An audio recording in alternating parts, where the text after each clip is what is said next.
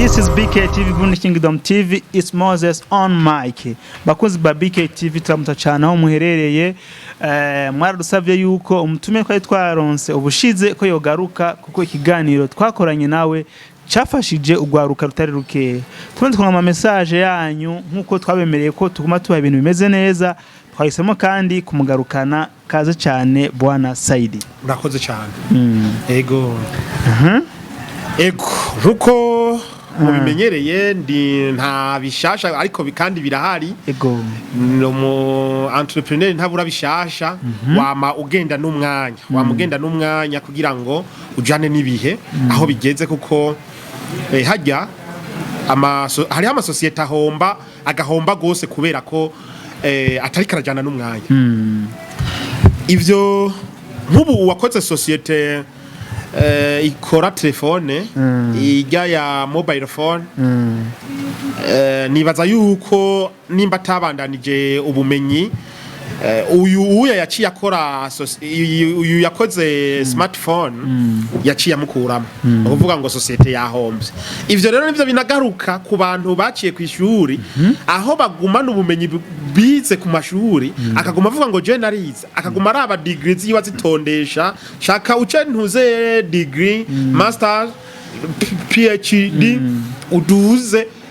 udashaka kujana n'umwanya uzogumusanga uri umuntu usanzwe mu kiba aho baye ujana n'umwanya rero bishasha biba bihari ibi ya nivyo bimenyetso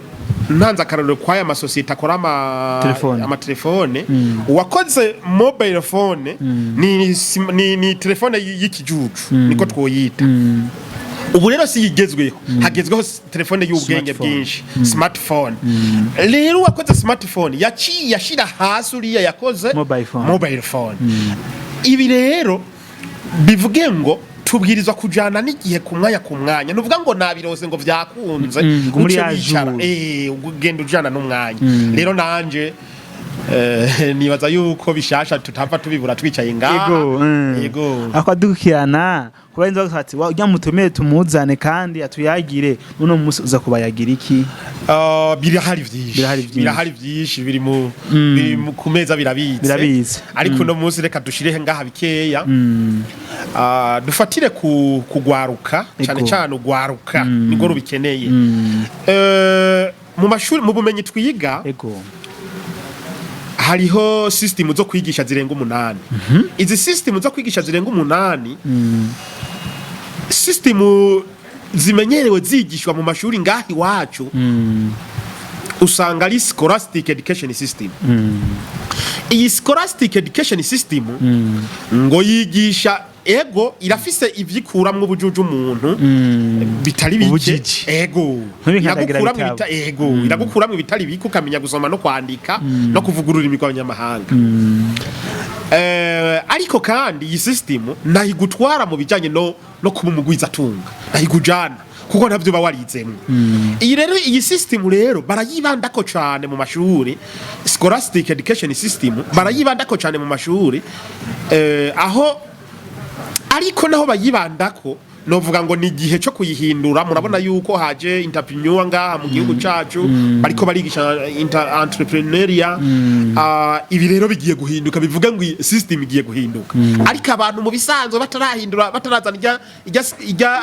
entrepreneuria burya bahora biga muri scholastic education system. Iyi scholastic education rero nishobora kugutwara ahantu kure mu bijanye n'ubutunzi ngo uyize ngo yiga gusoma no kwandika no kuvuga ururimi rw'abanyamahanga ngo muhuye azokubwira ngo je narize je ndi ncabwenge kushati igoro yandi karamu ngaha. Uwo muntu rero ngusanga yambaye ishati igere no y'ibikokora amakaramu atondesha ngaha 2 cyangwa 3 cyangwa karondera imwe nziza izimvye agashira ngaha kandi arara n'ubusa. Ipantaro ayambaye ngo arayambara umukunjo ikagororwa ku buryo umukunjo hakwa kugutema. ngo ari mwibarabara rero agenda atikora ko yaciye ku ishuri icyaba ari karagira abariko arerekana yuko yitandukanije n'abandi bataciye ku ishuri nicabagize hake ngo umwana yagarukiye setiyeme witiyeme byanse ko abandanya amashuri akaca agira ubwoba yuko agiye kubaho nabi ngo agaca agenda agakora akazi kamuvuna kamubabaza aka kazi rero akora inyuma y'imyaka 7 tukaca tumubona asigaye agira muri Mercedes Benz yiwe hama ngo wa muntu nawe ngo yize muri ya system ngo akaba kigenda kwa kundi ukaba wona mubwira wona musaba kugura n'ikinga atogigurira. Iyi rero iyi scholastic education system ntidutwara kubabwiza tunga oya tuduze gatoya kuri kaminuza nyinshi zigisha muri system twovuga ngo ni professional education system. Iyi system nayo niyo dusangamwo abantu bafise ama degree atandukanye aba engineer aba docteur aba engineer batandukanye aba license batandukanye niyo tubasangamo. Aba bantu rero babaha ubumenyi bwo kugenda kuguza tucumvikane ko neza babaha ubumenyi bwo kugenda kuguza bwo kazogenda gukora ahantu haba bamuhembe nibwo bamuha pana gukreya akazi ishwi ibyo gukreya akazi kiwe sivyo aba yarize babaha ubumenyi nimbura umucamanza uri muri sasi wewe uzi neza yuko uzohabwa akazi na leta none ubwo yobayo ntambanye mu bundi atama societe menshi niho rero aho niho ndiko nazi tuhava tuhagera nimbura umu engineer agronome wewe uzi neza yuko uzohabwa akazi na leta nimbura umu docteur uzi neza yuko uzogenda kuvura dushobora kubona yuko ushobora gushinga ivuriro giwa kabine yiwawe ishwi kandi ngo n'ama pharmacy mesha boss bayo ntibize no kwiga hajya societe gishingwa n'umuntu dufate nk'ubu ya pharmacy cyanye ivuriro nirishingwa n'umuganga rishingwa n'umuntu afise ibyo byiyumviro byo kurishinga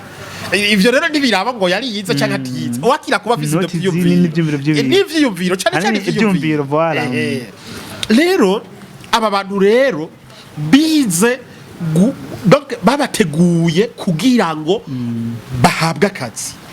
Ni nacyo gituma ubona ari kibazo cyane gushinga amasosiyete ngaha mu Burundi ntigikunda kuko aba bantu gituma bidakunda nta nikosa bafise ncabwenge mugabo ko batatoje nta kosa bafise kuko ikosa rifise amareta yagiye arahaca yari kuzana ubwo bumenyi abantu bakabwiga niko burya kiri ari nacyo gituma ubona umuntu akora akazi agahembwa miliyoni zine buri kwezi manda yiwe yahera agaca asubira kwigisha ahembwa 200-300 kandi yari ahantu yahora ahembwa miliyoni 4-5 amafaranga yarose arananigwa kumenya icyo yakoze bisigura ngo nta passive income nta bushobozi afise bwo gushinga umugambi ngo umwungure aguma bandanye. Ibi rero twavyugururiwe na nyene cyubahiro umukuru w'igihugu Variston Ndayishimiye niwe ariko araduha bishasha muri entrepreneur niwe ariko araduha bishasha niwe ariko aratuma n'abari barize entrepreneuria mu bindi bihugu bariko barayishira habona kuko mu bisanzwe entrepreneuria iragoye kwigisha udahagarariwe nyene na nyeri cyubahiro umukuru w'igihugu biragoye ati gute abantu baca babona ko umengura basuzuguye niko baca bavyakira bo ariko vy'ukuri n'icigwa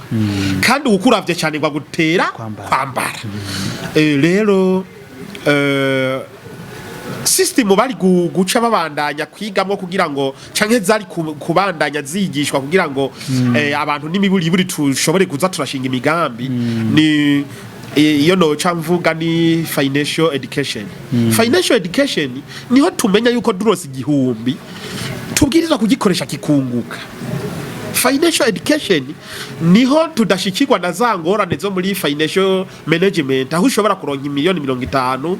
hari so wanya ziguhaye ari iburaya hari inzahabu toye mugabo umuntu yakubatse nyuma y'umwaka kubajije ati aya mafaranga wayakojeje iki ngo yaraheze yose hasigaye miliyoni 5 mu yindi mvugo asigaranya amafaranga ajazitana kubwiye asigaranye niyanganya n'ubwenge bwiwe niyo ubwenge bwiwe bushoboye kujera ayandi yari yamubanye menshi Byamunaniye ingene yatunga. Byaramunaniye ingene yagera aramukanga abona ko ari menshi araja mu nkumi ngufi na ndende ziraburize yego zitukura hama barayamurirako barayarya bongera barayarya hama kugeza yaho aragura ivoitire atazi kwigendesha akagonga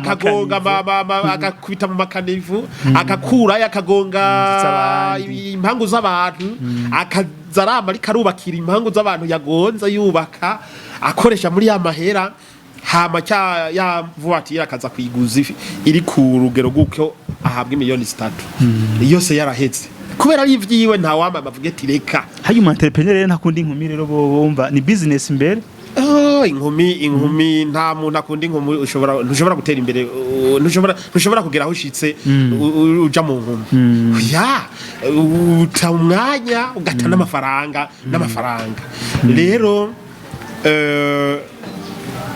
financial knowledge niyo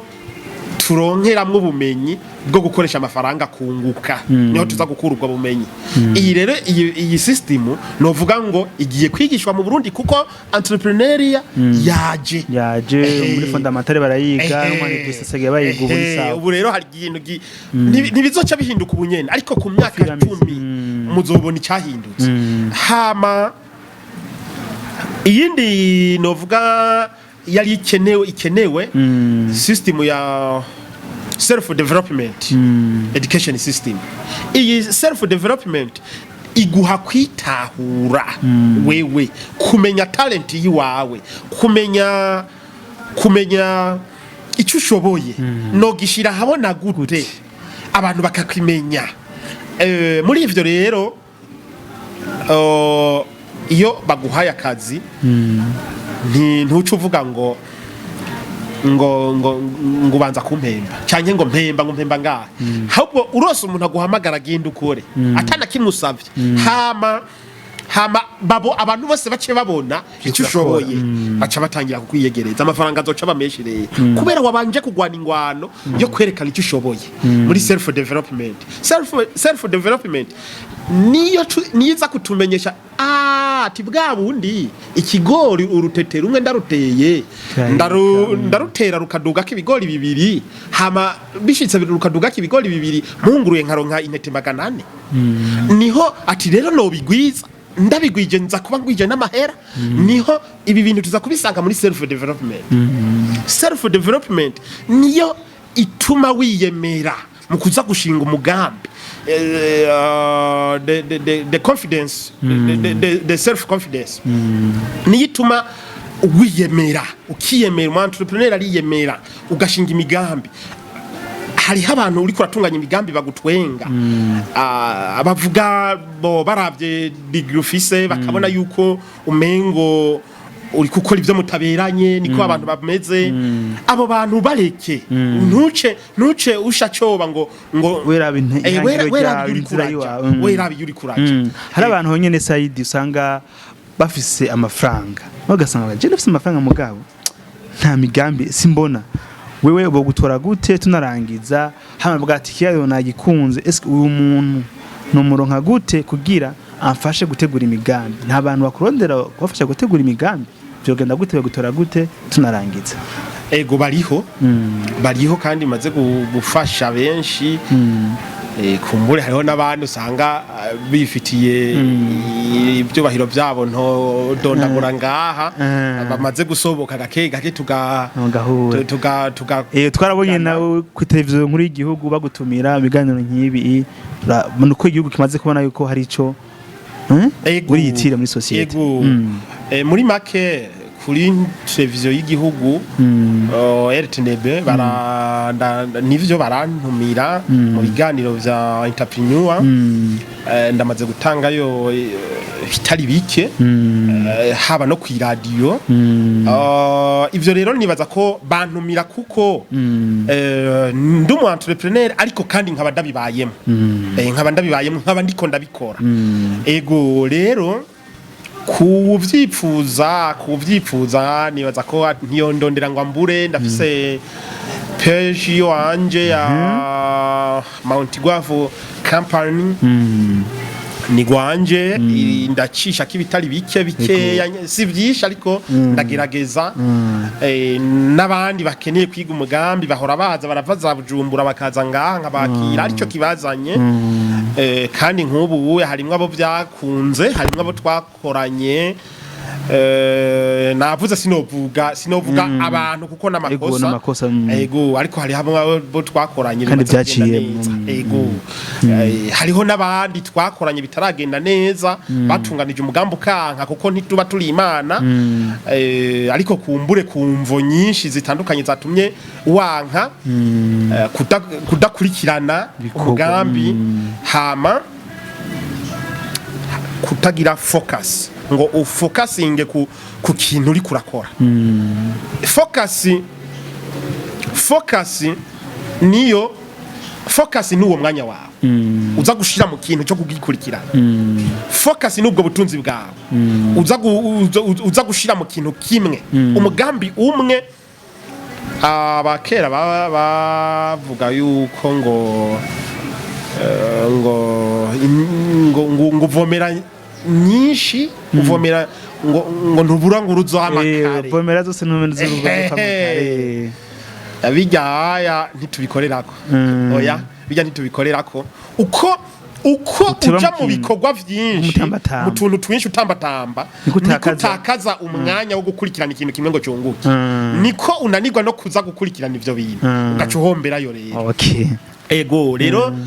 abantu bo nk'icyo ni cigwa kirekire si ibintu twovuga umunsi bagendere kandi ego rero vy'ukuri uraja mu mugambi umwe ugatora igikorwa kimwe n'ubu muntu ejo tugusange uri kuradandaza ibiyobe inyuma y'amezi 5 tugusange uri kuradandaza impuzu za kombokombo zijya zo muri yoragura zabahereze inyuma y'andi mezi 5 tugusange mu mpuzu zo mu iduka oya aho ntushobora gutera imbere kuko ntuguma hamwe ngo abantu bakumenye mu gikorwa kimwe birakenewe yuko tuvuze Moses tuco tumenya ati Moses yizibi akoraha afise na studio tuvuze Saidi avuga ati Saidi entrepreneur ari muri ibi arima kandi kurima ndabiguma ku mwanya munini ntavyo kuvuga ngo uzoza mu myaka 5 ngusange ntakirima suko umu entrepreneur uraguma ku kintu umwanya uguma mu kintu kimwe niyo mahigo yo gutera imbere. Murakoze cyane tunabashimira gose kuri mwaduhaye akanya mwari mufise umwanya muto mugabo mwavuze ati BKTV turasangiza ikiganiro n'abakunzi bayo. Tunashimira cyane gose umukameramani wacu yafasha amasanamu meza cyane gose bakunzi ba BKTV. Bye bye, commentaires zanyu turazikeneye. Murakoze.